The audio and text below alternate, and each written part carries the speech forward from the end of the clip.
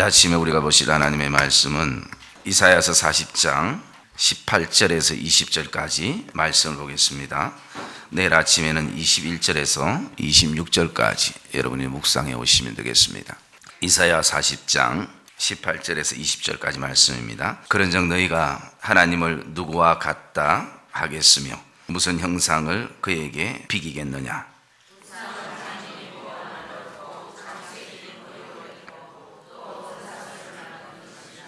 궁핍한 자는 거제를 드릴 때에 썩지 아니하는 나무를 택하고 지혜로운 장인을 구하여 우상을 만들어 흔들리지 아니하도록 세우느니라. 아멘. 이스라엘 백성들 안에는 삶의 고난이 있었습니다. 그리고 그것은 그들 안에 고통으로 또 다가왔습니다.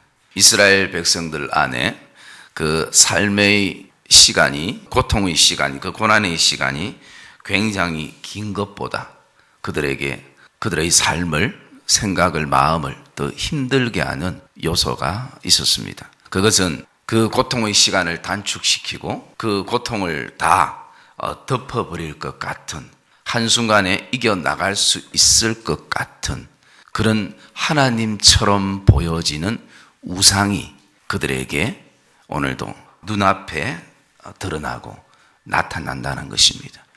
한 번만 저 우상을 내가 섬기고 붙들면, 그러면 내가 가지고 있는 이 삶의 고통을 줄일 수 있을 것처럼, 이것이 사라질 수 있을 것처럼 보여지는 그런 삶의 우상들이 곳곳에 놓여 있는 것을 보게 되어지고, 그것을 바라보지 않아야 하는데 바라보게 되어지는 현실이 그들에게는 삶의 고통보다 더 큰 어려움이고 또 고통인 것을, 또 다른 고통인 것을 보게 되어집니다. 여러분, 이 아침에 우리가 고백하며 나가야 될 한 가지가 있다면, 이 땅의 신앙생활은 다른 것과의 싸움이 아니라 우상과의 싸움인 것을 믿음으로 선포하기를 주님의 이름으로 축복합니다. 그래서 온통 하나님이 아니지만 하나님처럼 보여지는 것들, 땅에 너무나 많이 존재하고 우리의 삶을 힘들게 한다라는 것입니다. 작년인가 재작년에 나온 그 책 중에 거짓 신들의 전쟁이라는 책이 있습니다. 거기에 보면 우리의 삶과 가장 가까운 그런 어떤 우상의 현실적인 생활적인 그 신들을 기록해 놨는데요. 제가 잠깐 소개를 하면, 첫 번째가 음식의 신입니다. 그것은 어쨌든 인간들은 먹기 위해 사는 것이잖아 라고 그렇게 유혹을 하는 것입니다. 그 다음에 두 번째는 음란의 신입니다. 계속 밀고 나가서 어쨌든 타오르는 욕망을 만족시켜라 라는 것입니다. 세 번째는 오락과 도박의 신입니다. 그래서 그 오락과 도박을 통해서 삶의 안정을 누려라 라는 것입니다. 그리고 성공의 신입니다. 성공의 신은 내 인생이니까 너가 필요하면 마음대로 뭐든지 해. 그 다음에 돈의 신입니다. 사실 표면적으로는 이거저거 얘기해도 알고 보면 결국은 돈이 최고잖아, 돈을 추구하잖아 라는 것입니다. 그리고 성취의 신입니다. 다음엔 내가 어떤 분야를 정복해 볼까. 그 다음에 또 하나는 가족의 신입니다. 아무도 나와 내 아들 사이에는, 내 딸 사이에는 절대 끼어들 수 없어. 그 다음에 마지막 또 하나 소개하는, 그분의 지연이가 소개하는 것은 나라는 신입니다. 하나님을 섬길 것인지 아니면 나를 섬길 것인지.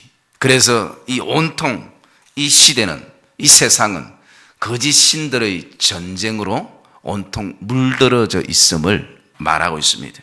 여러분, 이런 생활적인 신뿐만 아니라 우리 어떤 신앙적인, 우리 어떤 내적인 내 안에 우리가 싸워야 될 또 다른 신들이 있을 수가 있습니다.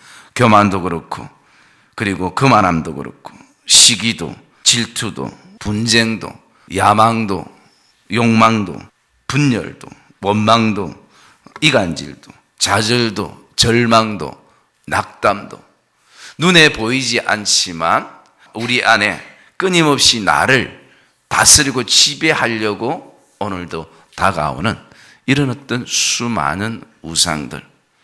그래서 오늘 이 고난 속에 있는 이스라엘 백성들에게 그 이사야가 이제 더 이상 우상에 대해서 눈 돌리지 말아라고 하나님이 어떤 분인가를 계속 선포하면서 각인시켜주고 있는 말씀이 오늘의 말씀인 것입니다. 18절의 말씀에도 보면 그 앞에 우리가 묵상했던 거죠. 이런 하나님의 능력과 살아계신 하나님, 창조주 하나님, 그리고 이 땅을 주관하시는 그 하나님과 누구와 비교하며 어떤 형상으로 비교할 수 있는가라는 것입니다. 시편의 기자의 고백처럼 하나님께서 그 바닷물도 그 어떤 경계선을 정해서 그 이상 넘어오지 못하도록 그렇게 하나님이 하셨다라는 것입니다. 모래가 힘이 있어서 그 바닷물이 그 모래를 넘지 못하는 것이 아니라 하나님이 정해놓은 경계선에 의해서 모래가 연약하지만 그 바닷물이 더 이상 넘어오지 않는, 이 땅의 모든 자연 만물을 하나님께서 그렇게 다스리고 있는 살아계신 하나님과 어떤 우상이 비교되겠느냐라는 것입니다. 그래서 우상의 정의를 이렇게 얘기합니다. 우상은 장인이 부어 만들었고, 장인은 무엇을 말합니까? 대장장이를 말하는 것입니다. 그리고 장색이 금으로 입혔고 또 은사슬로 만든 것이라. 여기 장색은 누구를 말합니까? 색깔을 칠하는 도금쟁이를 말하고 있습니다. 도금장이. 그래서 우상의 결론은 다른 것이 아니라 사람으로부터 출발했다라는 것입니다. 그것이 형상이든 또는 모든 이 땅의 어떤 종교든 우상은 바로 사람으로부터 출발됐다라는 것입니다. 그러나 하나님은 사람으로부터 출발된 분이 아니신 것입니다. 하나님은 바로 하나님 스스로 출발하신 분이신 거예요. 그래서 하나님과 우상의 이 경계선, 이 차이점을 지금 이사야는 이스라엘 백성들에게 말하고 있는 것입니다. 20절 말씀도 결국 은이나 금을 구하지 못하는 궁핍한 자들은 결국 썩지 않을 나무를 택해가지고 절대 이것이 쓰러지지 않도록, 흔들리지 않도록 지혜로운 사람을 구해서 그것을 세운다라는 것입니다. 결국은 우상이 세워지는 것은 사람의 손에 의해서, 사람의 문화에 의해서, 사람의 어떤 그 생각에 의해서 우상들이 세워진다라는 것입니다.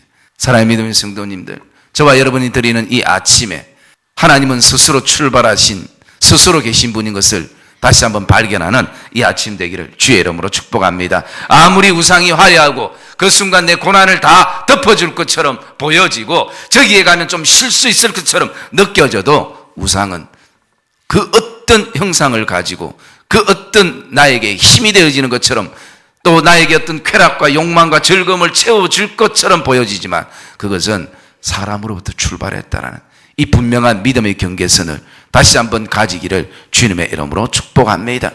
그래서 이 이사야가 얼마나 가슴을 치면서 안타까운 마음으로 우상을 섬기고 있는 그들을 향해서 다시 여호와께로 돌아오라, 여호와께로 돌아오라, 그렇게 말씀을 하고 있는 것입니다.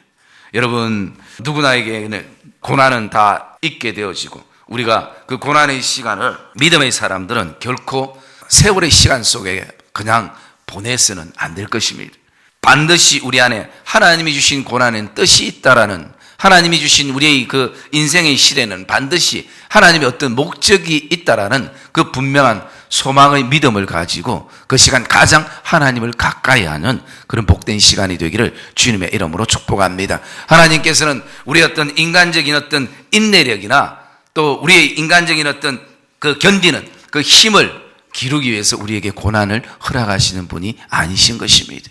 고난을 허락하시는 것은 정말 내 힘으로 내 가족도, 내 힘으로 내 직장도 일터도 삶의 영역이 내 힘으로는 불가능하구나. 오직 살아계신 하나님을 의탁하며 그분을 신뢰하며 그분을 의지하면서 나가는 것이, 그것이 바로 이 고난의 시간에 우리가 가져야 될 믿음의 자세가 되시기를 주님의 이름으로 축복합니다.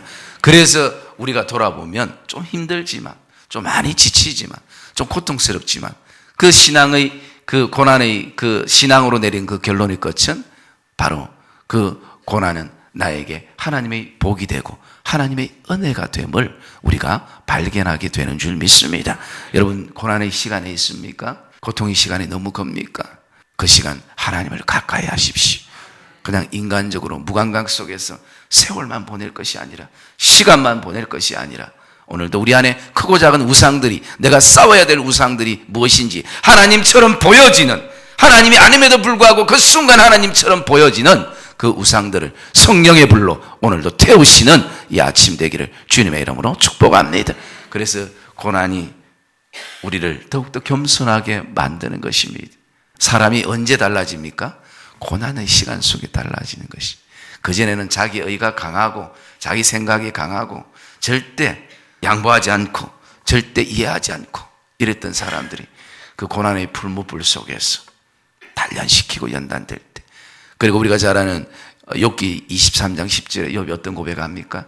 나의 가는 길을 오직 그가 하시나니 그가 나를 만 후에 단련하신 후에 내가 정금같이 순금같이 나으리라. 여러분, 이것이 저와 여러분의 그 고난의 결론이 되기를 주의 이름으로 축복합니다. 우리가 잘 아는 그 돼지라는 동물은요, 자기 스스로가 하늘을 절대 쳐다볼 수 없답니다. 하도 목이 두꺼워서 자기가 최대한 고개를 들어서 하늘을 보려고 해도 45도 정도밖에 안 되기 때문에 절대 자기 스스로의 힘으로는 하늘을 볼 수가 없다는 것이. 그래서 돼지 목살이 맛이 있나 봐요. 그죠? 그런데 이 돼지가 딱 하늘을 볼 수 있는 유일한 방법이 한 가지가 있는 것이에요. 여러분, 그게 무엇이겠습니까? 돼지가 넘어지면 하늘을 볼 수 있다고 합니다. 내가 서 있어서 내 스스로는 아무리 고개를 들어도 하늘을 볼 수 없지만, 돼지가 어떤 고난에, 어떤 시험에, 어떤 환난에 확 디비져서 발을 하늘로 하고 그리고 등을 땅에 대고 쳐다보면 하늘이 보인다고 하는 것이. 그전에는 계속 돼지는 땅만 보잖아요. 땅에 먹을 것만 찾으면서, 나에게 좀 좋은 것만 찾으면서. 여러분, 그 고난의 시간은 우리의 모든 것이 뒤집혀져서 하나님을 보는 시간이 되기를 주의 이름으로 축복합니다. 여러분, 이제 하나님의 백성들은, 하나님의 자녀들은 땅만 보고 사는 존재들이 아닌 것입니다. 하나님을 바라보고 하늘을 보는 것입니다.